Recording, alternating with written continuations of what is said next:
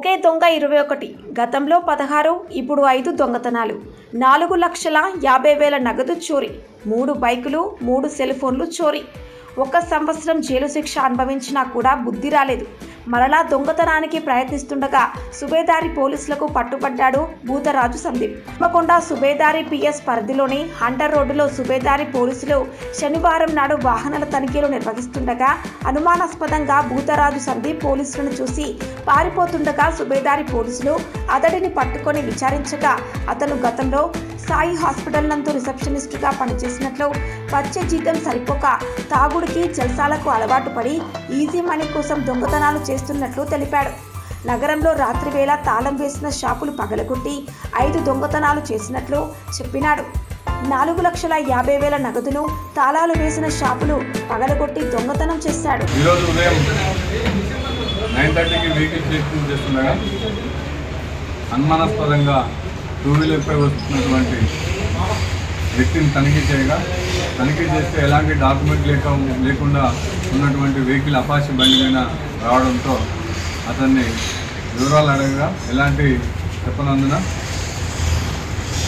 పాత నేరస్తులైనటువంటి భూతరాజు సందీప్, కన్నాప్, సారయ్య ఇతన్ని అదుపులోనికి తీసుకోవడం జరిగింది. అదుపులోకి విచారించగా అతను గతంలో ఒక 16 కేసులలో ఉన్నాడు. అదేవిధంగా ఈ మధ్యకాలంలో 7వ తారీఖున జైలు నుంచి రిలీజ్ అయ్యి చెంచల్గూడ జైలు నుంచి రిలీజ్ అవ్వడం. జైలు నుంచి రావడంతోనే ఇక్కడ జల్సాలకు అలవాటు పడి ఆర్ట్స్ కాలేజ్ ఏదైతే సందులో ఉన్నటువంటి మెకానిక్ షాపులు మరియు అదేవిధంగా తర్వాత మన మిల్స్ కాలనీ మరియు కేయూసీ అదేవిధంగా లాస్ట్ రాజీపేటలో కూడా చేయడం జరిగింది. ఈ అన్ని అఫెన్స్లను 5 అఫెన్స్లు కూడా చేయడం జరిగింది. ఆ 5 అఫెన్స్లు కూడా రాసి ఈరోజు కస్టడీకి పంపడం జరిగింది. అంటే ఎలాంటి నేరాలు కూడా ఇతను చేసే వ్యక్తులు 2 వీలర్స్ ప్లస్ అదేవిధంగా షట్టర్ లిఫ్టింగ్ మొత్తం కూడా షట్టర్ లిఫ్టింగ్ కేసులు కూడా చేయడం జరుగుతుంది. ఇప్పుడు మధ్యకాలంలో హైదరాబాద్లో కూడా మన అపాచీ బండి దొంగతనం చేసి ఆ బండి మీదనే ఇవన్నీ కూడా షట్టర్ లిఫ్టింగ్ చేయడం జరిగింది. షట్టర్ లిఫ్టింగ్ చేసి అందులో ఉన్నటువంటి దొంగతనం చేసి చేయడం జరుగుతుంది. కేసులు ఎక్కడెక్కడ Hyderabad, mills colony, Kazipet, KUC, అదేవిధంగా సుబేదారి 16-17 కేసులు కూడా బయట జిల్లాలలో ఉన్నాయి. అదేవిధంగా మన జిల్లాలో కూడా కొన్ని కేసెస్ ఉన్నాయి. టోటల్గా 21 కేసెస్. సీసీ కెమెరాలు ఉన్న నేరాలు జరుగుతున్నాయి కాబట్టి అందరికీ కూడా ఇంకా సీసీ కెమెరాలు కూడా ఎక్కువ పెట్టుకోవాలి. అదేవిధంగా సీసీ కెమెరాలో ఫోటో క్యాప్చర్ అయినా కానీ కంపల్సరీగా వాళ్ళ నేరస్తులకు మనకు దొరకడం జరుగుతుంది.